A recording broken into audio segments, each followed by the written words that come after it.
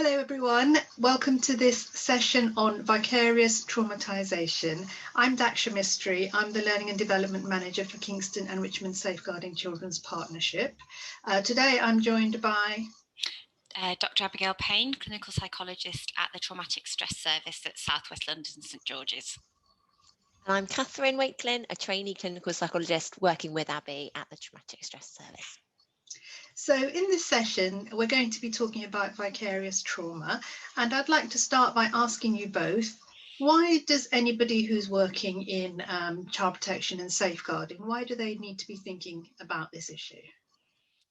I think the reason it's so important, Daksha, is that anyone working within the field that you've just mentioned is going to be exposed to details of, quite distressing and traumatic events, and that might be by doing kind of direct work with clients, but it's also, thinking about the exposure that comes through, minute taking in meetings, doing kind of admin roles, looking at kind of pictures and case files. And, we know that over time, that constant exposure to details of trauma can eventually start to impact kind of on our own well-being, as employees and also on a personal level. So it's really key that we understand and kind of know how to spot that so that we can take care of ourselves and our colleagues. So the next thing would be really helpful to have an understanding of what we mean when we talk about vicarious traumatisation. So I think we're all becoming very familiar with terms like burnout and compassion fatigue. So that kind of emotional, physical, mental exhaustion that comes with working long hours in quite stressful roles, starting to feel that you're kind of tired, you're lacking in empathy, you're kind of, struggling with work. But I guess vicarious traumatisation is almost a step beyond that. And it's the significant personal distress that we can experience when we're consistently exposed to details of other people's trauma, the difficult things that have happened to them. And as I mentioned, that exposure can come through, a range of different ways. It's not just directly working with the victims of those traumas. It's also, if you're having to review case files, prepare things for court, if you're, as I say, taking minutes, if you're looking at photographs, videos, all of that kind of exposure can accumulate over time. And, we can start to notice that we're really becoming personally impacted, by those details. I think the important thing to recognize, though, is that, most people are incredibly resilient and we can cope with this exposure, but it's really important that we have the right kind of social support and the right occupational support to enable us, to take care of ourselves. So as we said, this can affect absolutely anybody working or volunteering in professions that support victims of trauma. So kind of, from the admin staff all the way through to the kind of frontline social workers, education workers, counsellors. What we know from the research, though, is there are some factors that might make people more vulnerable to developing vicarious traumatisation. And that's often if they've had their own traumatic experiences in the past or very stressful events going on in their personal life. If they're quite socially isolated, they don't have the social support network in place that they need. It's more common in less experienced employees, so people maybe who've kind of recently come into the profession.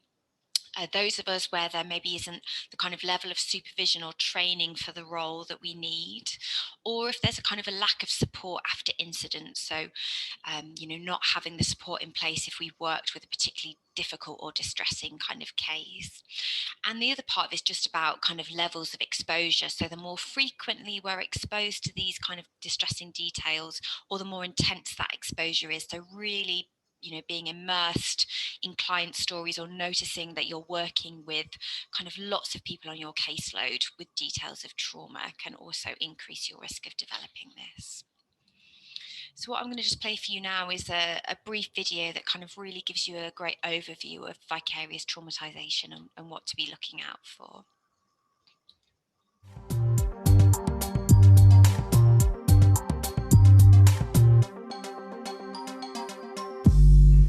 When working with a service user, we don't always see what is going on behind the scenes. For example, our brains, they're complex things. And if someone has experienced something horrible like sexual abuse, neglect, domestic abuse, physical abuse, emotional abuse, or maybe even attachment issues, sometimes that can pass on to our brain. And the effect on us can be remarkable. Those feelings that person's told you then start to impact on us. And this is all due to empathy. We need our empathy when working with other people to understand what they're going through. Although using our empathy can take a lot out of us, and we need time to let our empathy recharge. If we don't give our brains a chance to recharge, we can experience something called vicarious trauma. Vicarious trauma means you start to be impacted by that person's trauma. You start to get negative effects from this. This can have a huge impact on you as a professional and as a person. Some of the signs that may be hitting you can include feeling hopeless and helpless, can't do enough, hypervigilant, diminished creativity, trying to simplify, trying to minimise, avoiding things, exhausted, unable to listen, dissociating from things, persecution, guilt, fear, anger, cynicism, cannot empathise, grandiosity, addictions, and potentially so much more. Either way, it can have a massive impact on you and can lead to you not wanting to do this role anymore. Therefore, is this the cost of caring? If we do not look after ourselves, potentially yes. However, the good news about vicarious trauma is that we can identify it and do something about it. To do this, we need to make sure that we have effective strategies in place at work, in our personal life, and to ensure that these things are ongoing and effective for us. If we think about our work life, for example, we need to be thinking about the culture of well-being. You never know when someone is going to open up to you about their traumas and past experiences. Therefore, we need to create a culture where it's alright to talk and reflect. We also need to ensure that we have an effective work-life balance, and outside of work, we're doing all the things that we enjoy and spending the time with the people that we love and care about. We need to make sure all our strategies, both in work and out work, are ongoing and not seen as a quick fix. Whatever strategies you have in your workplace, they need to be able to meet your needs. If you don't think something is, or you feel like you need further support, you should ask. Understanding that vicarious trauma exists and understanding the warning signs that you may be affected by means that we're able to do something about it to ensure that we feel happy, supported, and able to continue help supporting vulnerable people.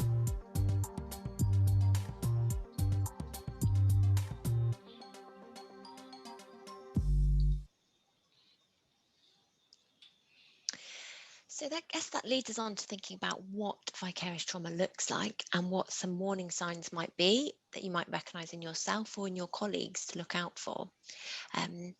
So I think first of all, it's important to note, like that's top corner about thoughts. Often might start experiencing kind of intrusive thoughts about clients' situations, things they've told you, things you've learnt. This might play out in dreams or nightmares, but also beginning to doubt yourself and start, might have feelings of feeling incompetent to manage these situations. And I think those kind of thoughts can really impact on how we feel. And I think some warning signs are when we notice perhaps changes in our emotions, like feeling more irritable, fearful, perhaps guilty, or maybe just a sense of sadness and kind of loss in interest in perhaps things you'd usually enjoy. I think sometimes these kind of feelings can drive people to maybe do too much to cope with this by perhaps taking on too much responsibility at work, staying late, difficulties kind of managing those boundaries. But equally, you might find yourself trying to sort of distance yourself from work, or sort of distance kind of from clients' distress or stories, and kind of not really sort of engage and listen and try and sort of numb that out. But I guess that leads me on to thinking, what are your kind of warning signs that both of you might have experienced or noticed? And I guess what I kind of noticed, Catherine, is that that sense of these details kind of becoming quite intrusive. So particularly kind of noticing in my dreams that I'm starting to think about, or see details of what clients have told me, or things that I've read about, pictures that I've seen, or if I'm waking up in the middle of the night, I'm thinking about those clients, or I'm worrying about kind of what's going on with them. It's really hard for my brain to kind of switch off. I guess the other big sign I've noticed in myself is that sense of wanting to pull away that you spoke about. So rather than kind of being able to connect with compassion, actually feeling quite kind of numb or irritable, kind of not wanting to really engage with the details or kind of with the emotions that clients are bringing, are kind of key ones for me. I don't know what you've noticed, Aksha. Yeah, I think sleep is a big one, and I know when I'm very stressed or overloaded, I find myself having disruptive sleep, or waking up in the night thinking about that email I didn't send or the phone call I didn't make. I think in terms of behaviour, I don't enjoy the things I normally enjoy, so I feel like I can't be bothered to get involved in any sort of regular activities that I might normally be doing. And then food is a thing for me as well, and I know when I'm stressed I want to eat and drink things that are probably not very good for me. So my go-to thing is red wine and chocolate biscuits, quite often at the same time. I think that's really common as well, isn't it? That the times that we should be taking care of ourselves in the best possible ways are the times we fall back maybe on strategies that aren't as helpful as they could be. Yeah. And I guess the good thing about beginning to recognise your own signs or things to look out for is that actually research has shown there's lots of things you can do to try and prevent vicarious traumatisation. And so in work, that might look like having some sort of reflective practice. So that might be talking through events with your friends or colleague. It might be just journaling or writing things down yourself after perhaps a day at work or more difficult conversations. But I think, especially in the remote working, I think reaching out and regularly touching base with friends or colleagues, or having some sort of buddy system or debrief system following particularly difficult cases or incidents is even more important than ever. But essentially, I guess people who've been shown to kind of be able to hold kind of work boundaries better and be able to hold a more balanced caseload and say no when things are getting too much are found to be able to more kind of tolerate difficulties within the workplace because they're managing those boundaries. But out of work, I think it's also really important to have some sort of like switch off routine, some sort of winding down and taking time for yourself to enjoy hobbies or socialize and have a life that's meaningful outside of work that perhaps is very distressing and maybe often quite dark, some of the things you might be dealing with. So it's important to have that balance in and out of work. And then there's this idea of kind of self-compassion, which you may have heard of before.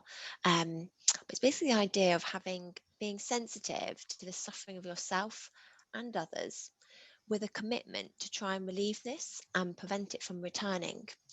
So I think often people think self-compassion is pretty fluffy and a bit kind of a bit silly, but essentially self-compassion is recognizing that distress is normal and is part of human existence, but actually having a real commitment for in the long term to try and look after your well-being and maintain it. So that might be things like in the workplace, recognizing when your self-critical voice is berating you and just calling that out and noticing that, hey, that's my self-critical voice right now. And actually, what would I say if a friend was feeling this way? Because often we're a lot more self-compassionate to others or compassionate to others than we would be to ourselves. And I guess responding to your worries with kindness and empathy. So kind of things like, actually, it's really understandable I'm feeling this way, considering everything that's happened or what I've been exposed to or everything I've got going on. And actually, I'm working really hard to do the best I can. And there's no such thing as doing perfectly in this role. And studies have been shown that people who are able to foster this kind of sense of self-compassion can actually reduce anxiety and depression levels. So what have you noticed, Catherine, that helps you to kind of look after your well-being at work? I think for me, COVID's kind of really challenged me in that I've been mostly working remotely from home, and that's really forced me, I think, to deliberately make more time. Whereas I used to be commuting, now I'm thinking, what do I do with my time instead to still kind of give me a buffer at the beginning and end of the day? Because I was finding that I was instead just having a bit more sleep, but then actually in the long run, that meant that my days, I think, were bleeding a bit more like either side before and after work into my personal life. And so I find trying to do some sort of get out of the house, do some sort of exercise or walk or cycle is really helpful distraction that helps me kind of switch from kind of out of work to in work. And then I'd also say this other thing of taking regular breaks in work from screens, I think helps me, as well as at the end of the day, kind of really giving time to like shut the computer down, pack up the workstation, or if you're in a kind of in your kitchen or whatever, like put that work stuff away so you don't see it then kind of at the weekends or in the evenings. What about you, Daksha? Yeah, I think doing something that you're completely focused on, I think is really helpful. So whether it be a class at the gym or some kind of physical activity, which means you don't find yourself thinking about work things. So something you have to be very, very focused on.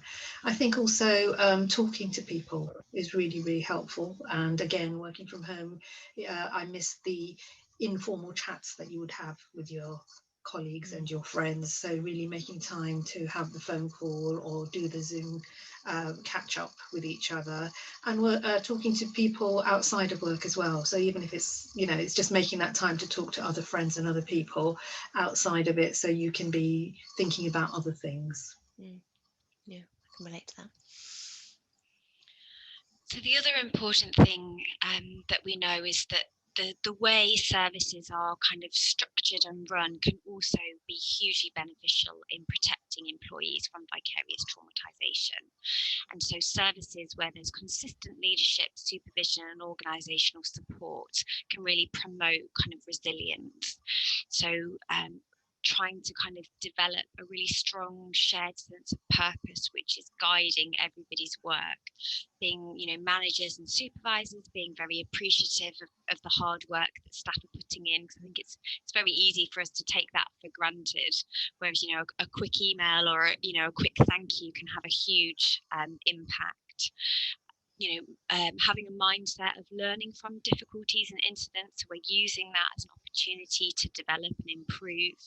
And I think modelling by senior colleagues, by supervisors, by leaders is really important, because if we see those more senior members of staff taking care of themselves, taking breaks, clocking out on time, not responding to emails at the weekends, and that we see them kind of talking about kind of the fact that these things do have an impact, makes it much easier for other staff to put all of that really helpful self-care into place.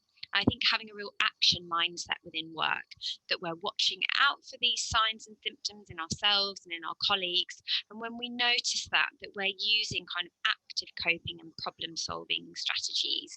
We've got built-in recovery time to kind of help us kind of after dealing with kind of a lot of these particular kinds of cases, that we know kind of what the support structures are in place within our workplace, be that kind of informally just catching up with colleagues, or through supervision or kind of staff support programs. But it's also really important to know when to refer on for more specialist support. And as we've spoken about, a few symptoms of vicarious traumatisation can be manageable with kind of self-compassion, that kind of self-care in and outside of work that we've been talking about today. But if those symptoms kind of start to increase, or they start to feel overwhelming, particularly if you're also struggling with your own traumatic experiences or life stress, if you're noticing that your behaviour at work or your functioning at work is starting to get impacted, or you're struggling to kind of manage in your day-to-day life outside of work, then we'd really encourage you to kind of seek additional support, and either kind of from within the workplace or kind of outside it. So in terms of seeking additional support, a really good first step is always to speak to your GP therapy, and they can support you with a referral to your local kind of psychological therapy service to be able to think through options with you. Thank you both, Abigail and Catherine, for that really helpful insight into this concept of vicarious traumatization, and really helping us all to think about the impact of the work we do on ourselves, how we can look after ourselves, but also our colleagues, because I think often it's the way that when you're suffering with something like this, you might not notice it, but people around you can see the signs. So it's really important to look after each other too.